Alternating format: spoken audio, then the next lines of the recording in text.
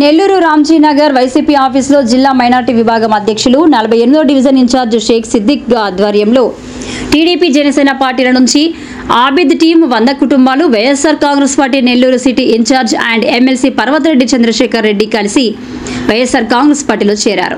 ఈ సందర్భంగా పార్టీలో చేరిన వారికి పర్వతరెడ్డి చంద్రశేఖర్ రెడ్డి పార్టీ కండువా వేసి పార్టీలోకి ఆహ్వానించారు. పార్టీలో చేరిన ప్రతి ఒక్కరికి సముచిత స్థానం కల్పిస్తామని పర్వతరెడ్డి చంద్రశేఖర్ రెడ్డి తెలిపారు. ఈ సందర్భంగా ఎమ్మెల్సీ పర్వతరెడ్డి చంద్రశేఖర్ రెడ్డి మాట్లాడుతూ ఈరోజు సిద్దిక్ ఆధ్వర్యంలో టీడీపీ జనసేనలకు వీడి 100 కుటుంబాలు వైఎస్ఆర్ కాంగ్రెస్ పార్టీలో చేరడం సంతోషకరమన్నారు. వైఎస్ఆర్ కాంగ్రెస్ పార్టీకి ప్రజల్లో లభిస్తున్న ఆదరణకు ఇది సంకేతమన్నారు.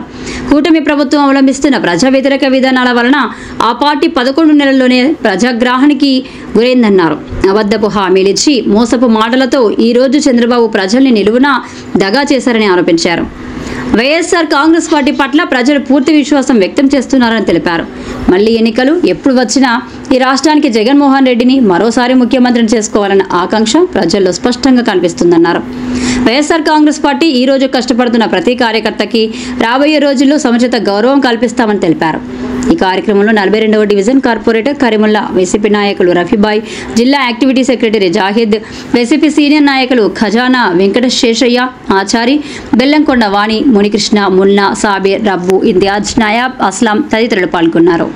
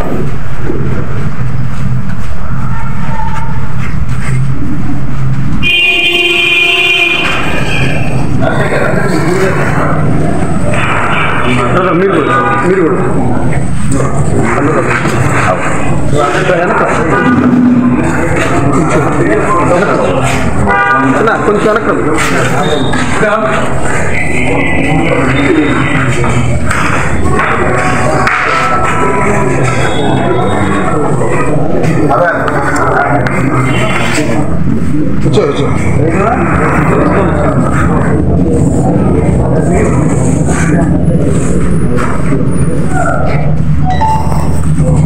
వేసుకొని వచ్చేస్తా ఉన్నాండి. పక్క వచ్చాను సార్.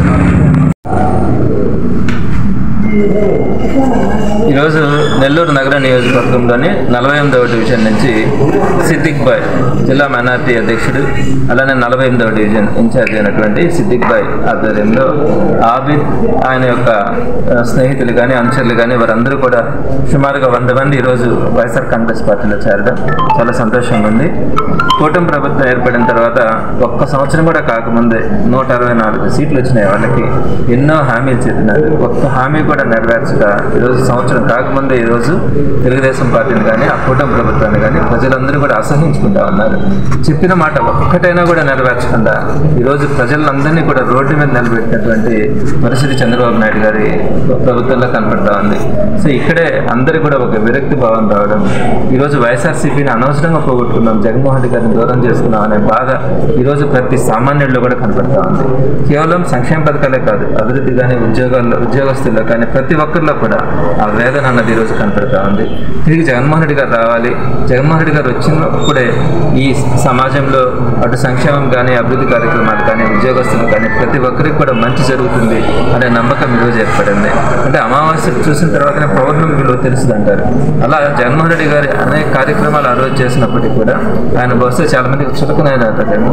ఈ రోజు చంద్రబాబు నాయుడు గారి ప్రభుత్వాన్ని చూసిన తర్వాత ఈయన ఏ విధంగా నమ్మించి మోసం చేస్తాడని తెలిసిన తర్వాత ఈరోజు మరలా జగన్మోహన్ రెడ్డి గారు అయితేనే ఆంధ్ర రాష్ట్రానికి బాగుంటుంది, ఆంధ్ర రాష్ట్ర ప్రజలు మళ్ళా సుఖంగా సంతోషంగా సౌభాగ్యంగా ఉంటారన్న ఆలోచనతో అందరూ కూడా వైఎస్ఆర్సీపీలో చేరడానికి ముందుకు రావడానికి ఇష్టపడడం కూడా జరుగుతుంది. నేను గడిచిన కొన్ని నెలలుగా చూస్తా ఉన్నాను, నెల్లూరు నగర నియోజకవర్గంలో పెద్ద ఎత్తున పార్టీ కార్యకర్తలు కానీ నాయకులు కానీ ముందుకు వచ్చి పనిచేయడానికి సిద్ధంగా ఉన్నారు. నేను అందరికీ కూడా ఒకటే మాట చెప్తా ఉన్నాను, ఈ రోజు ప్రతిపక్షంలో ఉన్నప్పుడు ఎవరైతే వైఎస్ఆర్సీపీకి కష్టపడి పనిచేస్తారో మరందరికీ కూడా సరైనటువంటి గౌరవం కానీ గుర్తింపు కానీ ఇప్పుడు కానీ ఆ తర్వాత అధికారంలో వచ్చిన తర్వాత కూడా జగన్మోహన్ రెడ్డి గారు చెప్పిన మాట అయితే నాకు ప్రత్యేకంగా కూడా చెప్పారు. ప్రతిపక్షంలో ఉన్నప్పుడు ఎవరైతే కష్టపడతా ఉన్నారో వారందరినీ నోట్ చేసుకోండి. అలానే మన పార్టీ కార్యకర్తలని నాయకుల్ని ఎవరైతే ఇబ్బంది పెడతా ఉన్నారో వారందరినీ కూడా గుర్తుపెట్టుకోండి. మన ప్రభుత్వం వచ్చిన తర్వాత తప్పకుండా సహాయం చేయాల్సిన వాళ్ళకి సహాయం చేయడంతో పాటు ఎవరైతే ఇబ్బంది పెట్టడం కానీ అరాచకం చేస్తూ ఉంటారో వారందరికీ కూడా తగిన శాస్తి చేయడం కూడా జరుగుతుందని కూడా ఆయన ప్రత్యేకంగా కూడా చెప్పున్నారు. కాబట్టి ఈరోజు పార్టీ కార్యకర్తల నాయకులు అందరూ కూడా ధైర్యంగా ఉన్నారు. వారికి ఏ ఇబ్బంది వచ్చినా కూడా పార్టీ అండగా ఉంటుంది. వారందరికీ కావాల్సినటువంటి ఏ విషయంలోనైనా కూడా పార్టీ ఇన్వాల్వ్ అయ్యి అందరినీ జాగ్రత్తగా చూసుకుంటుందని కూడా తెలియజేస్తున్నాను. త్వరలోనే జనరల్ ఎలక్షన్స్ వస్తాయి, ప్రజలందరికీ కూడా మంచి జరుగుతుంది అని మీ ద్వారా అందరికీ కూడా తెలియజేస్తున్నాను. ఈరోజు ఆబిద్ ఆధ్వర్యంలో చేసినటువంటి ప్రతి ఒక్కరిని కూడా హృదయపూర్వకంగా పార్టీలోకి స్వాగతిస్తున్నాను. ఈ వీడియో కనుక మీకు నచ్చినట్లయితే లైక్ చేసి షేర్ చేయండి. మరిన్ని లేటెస్ట్ అప్డేట్స్ కోసం మా ఛానల్ ని సబ్స్క్రైబ్ చేయండి.